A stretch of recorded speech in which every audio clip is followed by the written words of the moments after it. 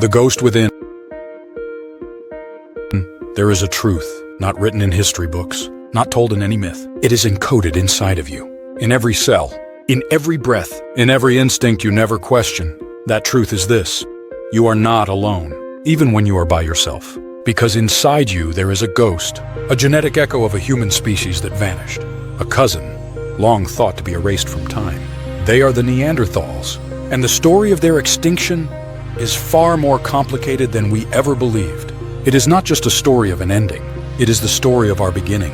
Revisiting the other, forget the image of the stooped, brutish caveman. That is a slander born of our own arrogance. The truth is, Neanderthals were a pinnacle of evolution.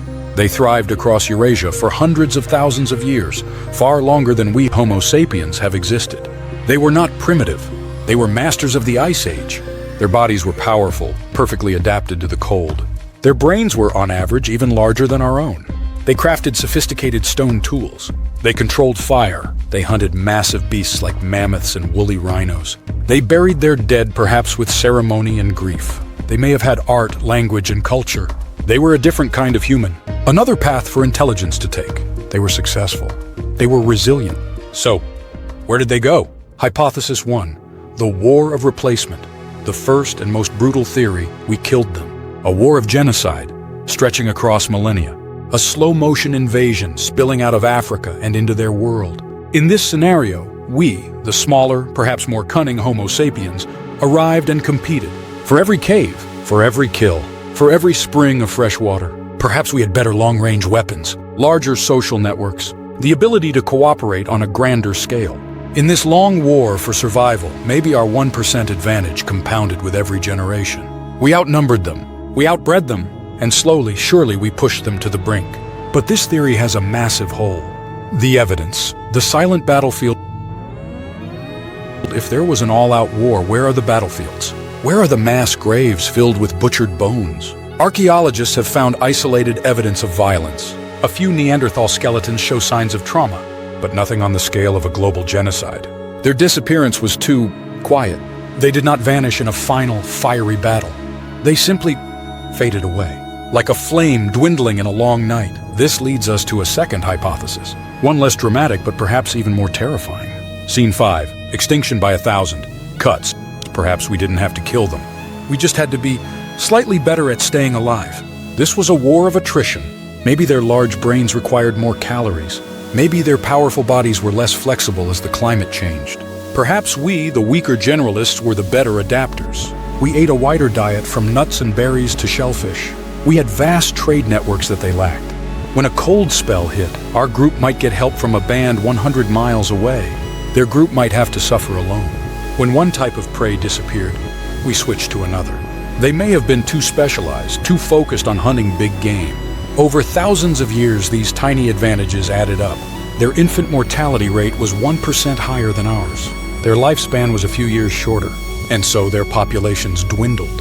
They were pushed into the harshest environments until only small, isolated pockets remained.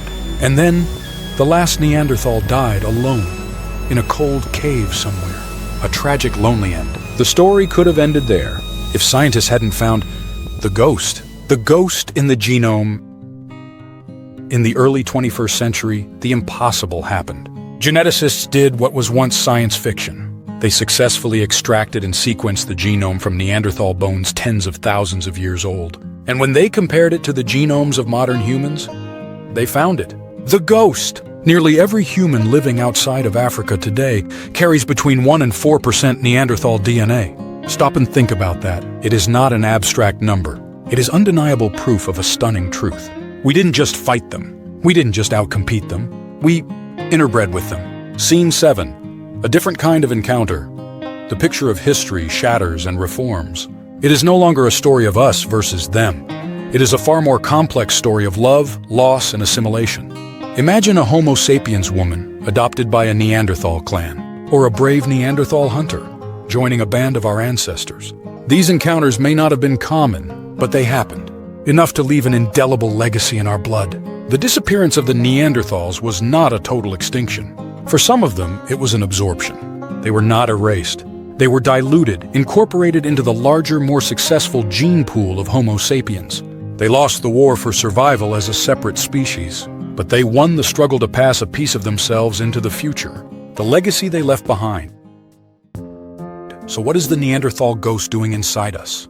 This DNA is not a silent passenger. It works, it has functions. Some of the Neanderthal genes we carry are involved with our immune system. They likely helped our ancestors fight off new diseases as they migrated into Europe and Asia. Other genes affect our skin and hair, perhaps helping us adapt to lower levels of sunlight in the north. But this legacy has a dark side. Some Neanderthal gene variants are linked to a higher risk for modern afflictions like type 2 diabetes, Crohn's disease, and even depression. Genes that helped them survive the Ice Age are now a liability in our modern world. Their ghost is not just a memory. It is an active, complex part of what makes us human. We were not alone with the ghosts. And the story doesn't stop there. The Neanderthal ghost is not the only one in our DNA. In a cave in Siberia called Denisova, scientists found a tiny finger bone and a few teeth. They did not belong to a modern human. They did not belong to a Neanderthal. They belonged to an entirely new, unknown branch of the human family. We call them the Denisovans. We know almost nothing about what they looked like, but we know one thing for certain from their DNA. Our ancestors met them and interbred with them too. Today, Denisovan DNA is found most prominently in modern populations in Melanesia, Papua New Guinea, and Australia. Some of these genes help modern Tibetans survive at extreme high altitudes.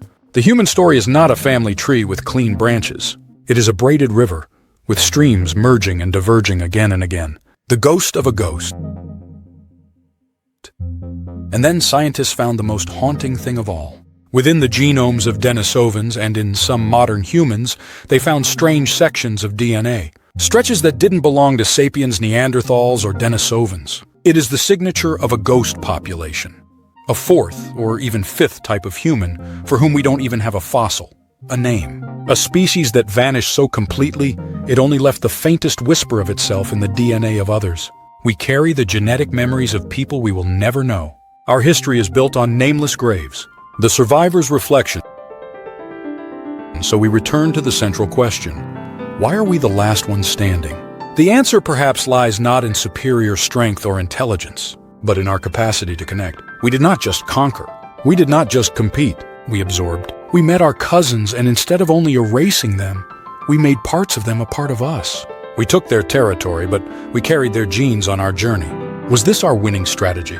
This ruthless flexibility? This ability to be both conqueror and collaborator? And this leads to a final question, one that looks to our own future. The final paradox. If the Neanderthals are not truly extinct but live on inside of us, then what does extinction truly mean? And if the story of life is one of absorption and assimilation, what happens when we meet another intelligence? Whether it's an AI we create or a signal from the stars, are we the endpoint of evolution? Or are we just another stage, another gene pool, waiting to be absorbed into something newer, bigger, and more successful? The ghost in our DNA is a reminder that survival is not always about absolute victory. Sometimes it is about compromise, and sometimes it is about disappearing into your rival and continuing to live on under another name. Subscribe to Epoch Echoes, where the ancient voices still speak in our blood.